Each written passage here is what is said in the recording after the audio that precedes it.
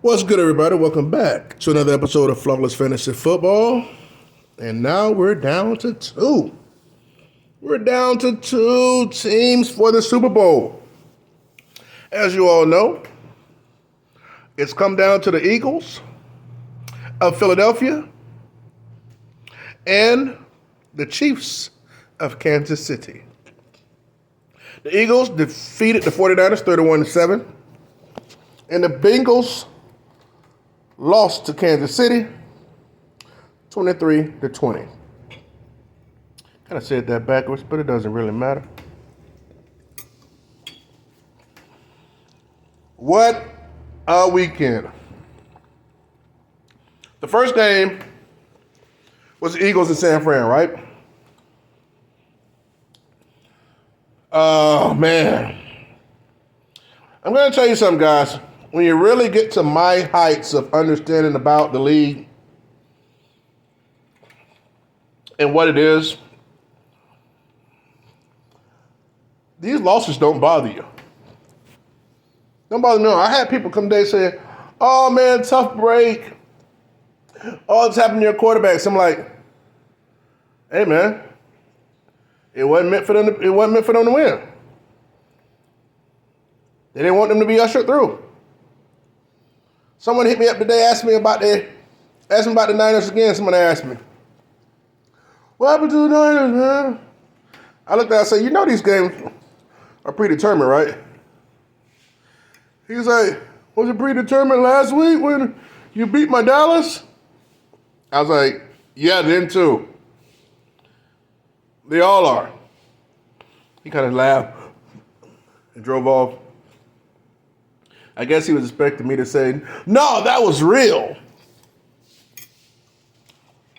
That was authentic.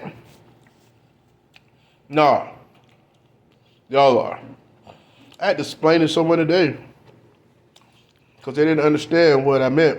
It was a woman, though. About when I said it was rigged and predetermined. She didn't understand it. I gave her a nice little lesson. And she's like, okay, I kind of see where you're coming from. It's truly meant. That was pretty good. I think I explained it well, though, too. But let's talk about the game. Brock Purdy. They're saying he has a complete tear of his UCL. A complete tear. And a loss to the Eagles. Now, okay, guys, listen. On any sack that happens to a quarterback, can't they claim an injury off any sack? Oh, my elbow. Oh, my wrist. Oh, my shoulder when I fell. Oh, my back. Now, am I saying that he don't have a UCL? I'm not saying that. But it seemed mighty convenient. It seemed mighty obvious that Philadelphia was ushered through. Let's talk about. Well, let's stay on the 49ers for a second. So he got hurt early. I think he was 3 for 3. He came in again through a little smaller pass. He was like 4 for 4 for 23 yards. Brock Purdy on the day. He ended up saying, my arm felt like it was stretched out. That's what he said after the loss, right? My arm felt like it stretched out. That's a weird way to explain it, but okay. So good old Josh Johnson came in and sucked it up and fumbled for no apparent reason. Gave him another 7 points right before halftime. It was 14-7 then. But when Eagles went for it on 4th down, 4th and 3, I think it was, through the deep pass to Devonta Smith. Now look, I'll agree. When the play was made, you couldn't tell that it was incomplete. But as I sat here with my 2 sons watching it in my place of residence, when I got up, you guys, you've seen it. Devontae hopped up and he did his hands over his head, bumped his fist, you know what I'm saying, or whatever to try to hurry up and run a play. Guys, everybody and their freaking mama knows that means let's hurry up and run a play. That means that he is uncertain he caught the ball. So on a play like that, when they caught the ball, it was, I believe it was inside the 10, I believe, or somewhere close to it. You would think that the fact that he showed he was uncertain and trying to rush up against it, you would take that shot at throwing the flag. These people are supposed to be smarter than us, guys. And they keep the flag in their pocket. I told my son, I say, I don't know, it's a good chance he didn't catch that. Now, they didn't show us that view until after the next play was read and everything. Now it's like, see? And I said, they didn't, and my son was like, well, I wonder why they didn't throw the flag. Well, their excuse was, oh, we didn't see it, or this and that. And I said, because they weren't supposed to throw the flag. Because they weren't supposed to. The Brock Purdy thing was a nice story. But let's keep in mind, that wasn't in the storyline for this year.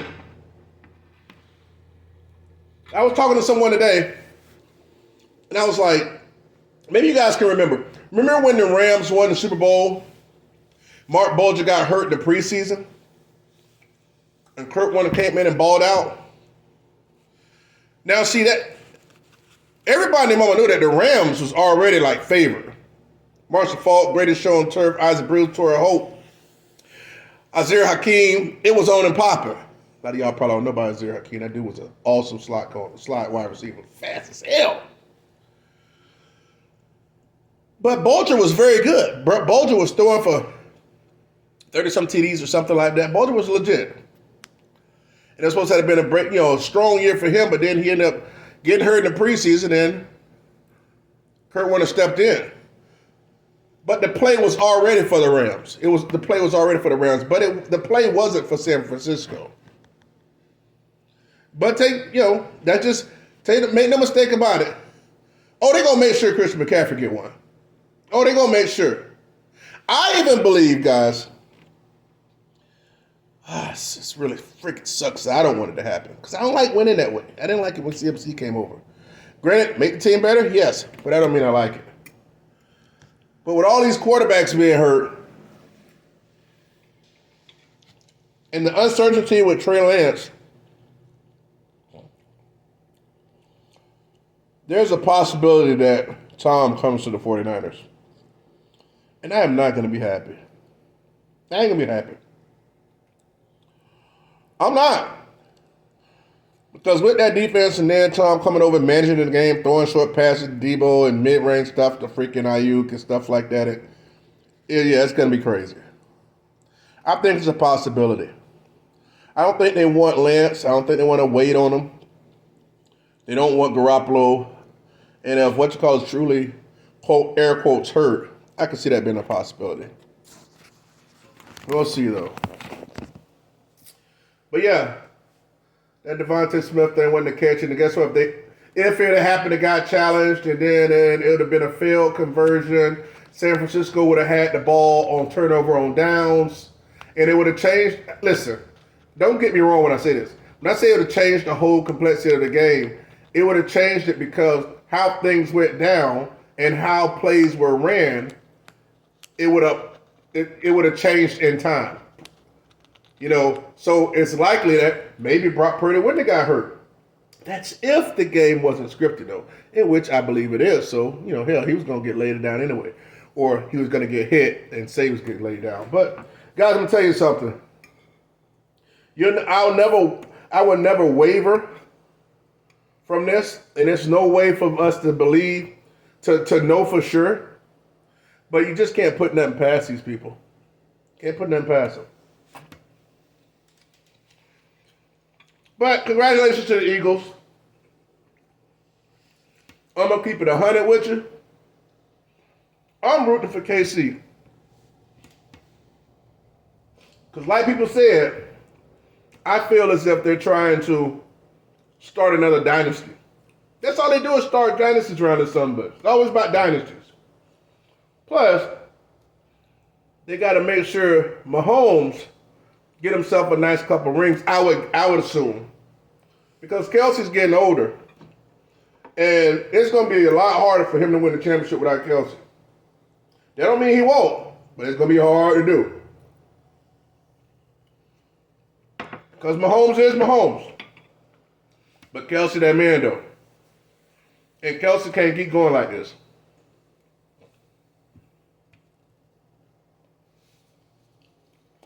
Congratulations to the Eagles. Congratulations to Kansas City. That Kansas City Bengal game was full of crap. We all saw that, right? Giving them extra plays, holding calls like a mug, giving extra play. Unnecessary push at the end. How convenient. Kanoa Bill told text, hit me up and said the guy that did roughing the passer out of bounds to Mahomes on the second to last play before the field goal said he was crying.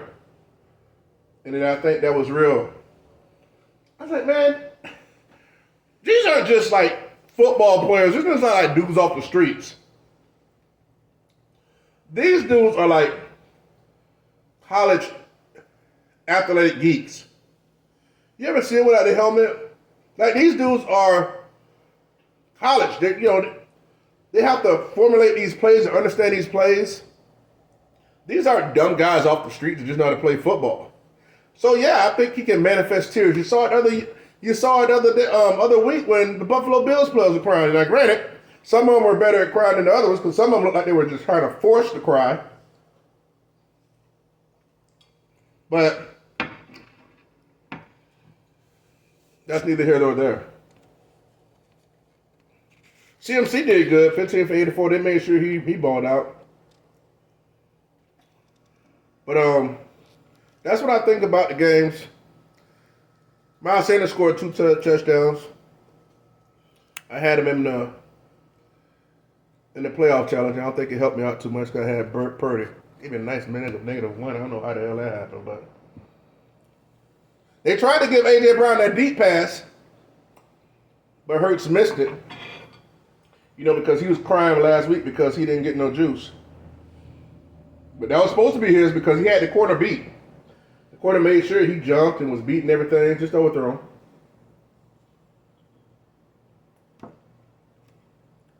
What a show. Hey guys, I enjoy it. I wasn't moved by the San Fran loss. My youngest son, he's a KC fan, my 9-year-old. He was all geeked up, man. He was happy. He was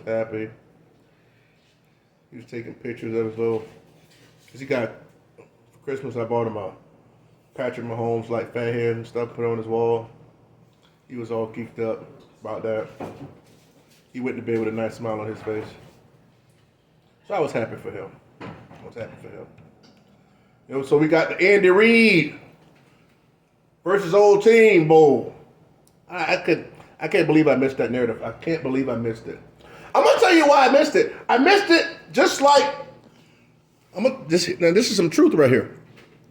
You know why I missed the Andy Reid and the Brothers Bowl and the Kelsey Brothers Bowl? You know why I missed it? Because I didn't want to see it. I was disinterested in it, and I didn't want to see it. That's the same way people handle the NFL and its, that was weird, or the things they need to identify. They don't see it, and they don't analyze it or question it because they don't want to see it. And I didn't want to see a KC that damn Philadelphia Super Bowl. I didn't want to see it. So I shut the idea out. It's the same concept and why people won't be able to see, even though they think things are weird, like it's weird for a damn reason. It's the same concept. It's because they don't want to see it. And that's that's the same thing. And I can sit here and openly say it. The reason I didn't think about it mainly was because I was disinterested in seeing it. I didn't want to see it. So I didn't allow myself to see it. I thought about so many other things about what it could and couldn't be, but I did not want to see that, so I did not entertain it. I didn't even sit up here and say, hey guys, what about if it's this or that or that or that? I didn't even go through that, did I? No, because I didn't want to see it.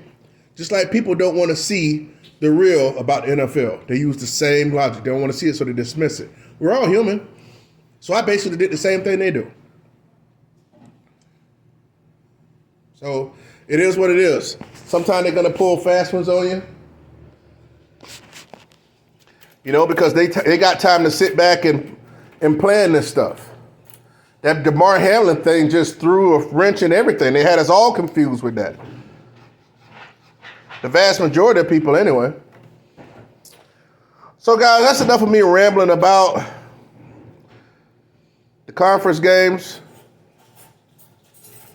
I wish the San Francisco game could have been more competitive, but if you look at the guys, they probably kind of like saved face with San Fran. Everybody got hurt. Bosa got hurt on some weird play when the guys on the kick return came down and they dude clipped him with his foot, getting pushed and cut his leg on the side. I'm like, damn, when it rained, it pours for them Niners, don't it? So that was wild. That was wild. But at the end of the day, I think the defense played well. But you know, hey, if you know you're not gonna be able to manufacture no points, because they knew what time of day it was with Josh Johnson. They knew what was up. I'd rather them just put CMC or somebody else back there and just throw the rock around instead of just going power down right, power down left. But you down over 21 points or so. What you doing still running? Yeah, guys. So that's it, man. You know, it is what it is. Hopefully you guys can make some prop bets or something. We can hit something. I'm going to try to work on that later. My next video will be about the playoff challenge. You know, I haven't looked yet to see who's in first. You know what I'm saying? Kanoa built, you know what I'm saying, trying to shine like, oh, he got all these points. So who knows? He probably did good this week. I appreciate you guys. Thanks for taking time out to check me out. I'll see you in the next video. Holla at your boy, Flawless Fantasy Football.